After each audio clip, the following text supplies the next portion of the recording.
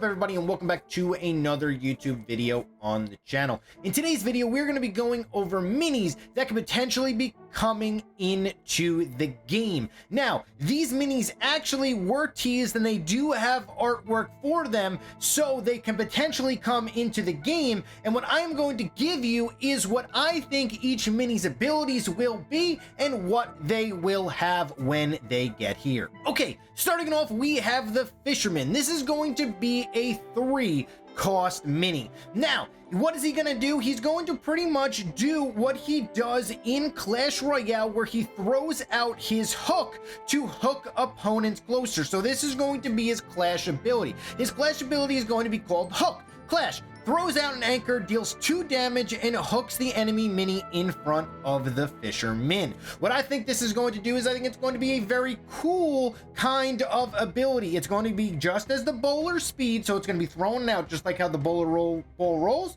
We're going to have the Fisherman's hook go out, and then it's going to, if it hits a enemy mini, it's going to bring the enemy mini in front of the Fisherman. Now, it's going to have a ranged attack / melee attack. It's going to be very interesting. It's going to throw fish at minis. Now, why does it need to throw instead of melee attack? The reason being is because if it misses its super, it's going to look really wonky and it's going to look very interesting of how it interacts and works. So what is it going to have? It's going to have 9 hit points. It's going to have +3 hit points per level.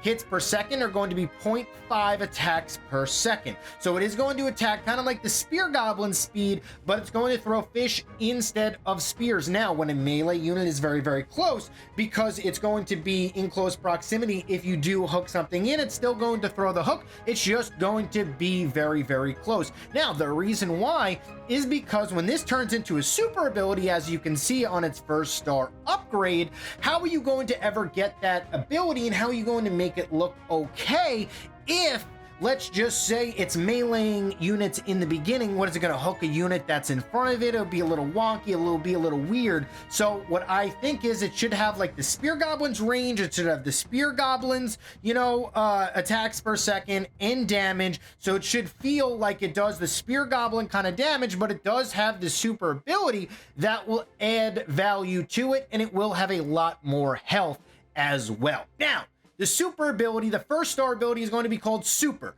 Pole becomes a super ability. Very easy, very simple here. Could be 5 or 6 energy, potentially 6 energy here. It gets the energy up to 6, and then it hooks another enemy. If an enemy mini is still in front of it, it will just hook that mini again, doing 2 damage to that mini. The second star ability for the Fisherman will be Heal Up. Boast. Heal for 6 HP after defeating an enemy mini, just like the Valkyrie, just like the Musketeer, just like the P.E.K.K.A. But this time it'll be a little interesting because you're hooking units to you, and then you're going to be eliminating them. And if you are able to eliminate them, because they are going to be doing damage to you if they are a melee unit, you then are going to be able to heal up for 6 HP after eliminating that mini. This might actually be useful for the Fisherman. Third star ability is going to be Speed Up.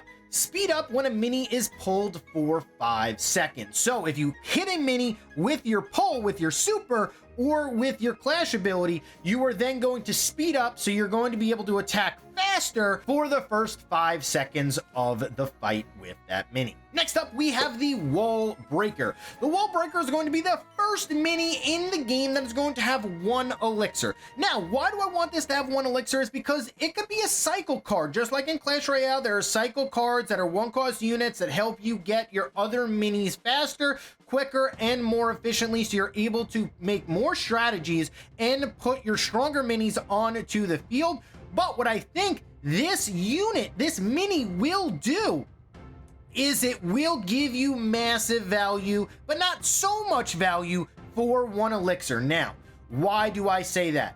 Because it has Boom as its first ability. It's going to be a Clash. It starts with Boom, charges at an enemy mini, and upon impact explodes, deals 2 damage. So pretty much what it's going to do is it's going to put a bomb on the mini, and then it's going to blow up with the mini, but it's going to have a 1x3 tile radius. What does that mean? It's going to hit the mini, and then the 2 minis that are on either side of that mini. So mini, mini, mini, like that. It's going to have 0 damage per hit because all it's going to do is run into an enemy mini and explode its bomb. It is going to have 2 HP and plus 0 HP per level. The reason why I did this is because every Clash ability in the game does at least 2 damage, and I wanted to make it so that this unit could be countered. It's only 1 elixir, and if you upgrade it to max, it's going to be 4 elixir, and it is going to give you a lot of value for 4 elixir. Not a ton, not massive. I didn't want to make this mini completely overpowered, so that's why it's a little bit, I wouldn't say weak, but it's on the more conservative side of things. Hits per second is 0.0. More damage, bomb, plus 1 damage. Very simple, very easy here. Its first star ability is going to be the bomb, just doing 1 more damage.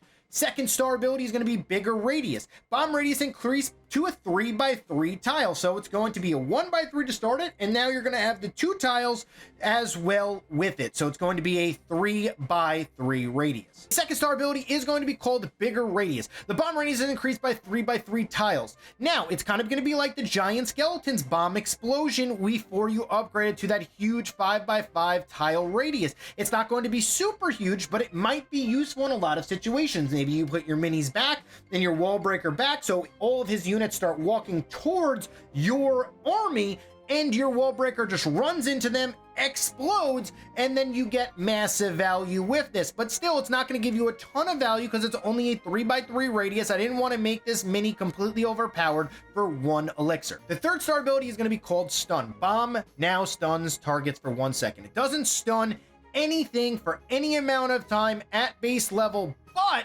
with this ability, I think it's going to be decent, not completely overpowered, because a 1 second stun in the beginning of a match is not really going to make the difference in the match. It's not really going to be completely strong, but for 4 elixir now, you have a wall breaker that does 2 damage on impact, make that 3 damage because you're 1 star, 3x3 tile, and a 1 second stun for 4 elixir. You know, I think that might be okay, especially if they have a lot of melee units. It could be very interesting to see how this mini plays out. I don't think this mini is going to be super overpowered, but I think it's going to be in a good spot.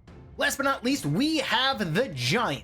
The Giant is going to come in at 3 elixir. Now, what did I want to do with the Giant? I think this game is lacking tanks. I think this game is really, really lacking these big, beefy boys that are able to shut down the Archer Queens, that are able to shut down the Royal Champions, but not only shut them down, also help them by putting them in front of them to protect them. So, what I suggest is a big, beefy Giant. It's going to come in at 3 elixir, and it's going to have a super ability called Slam.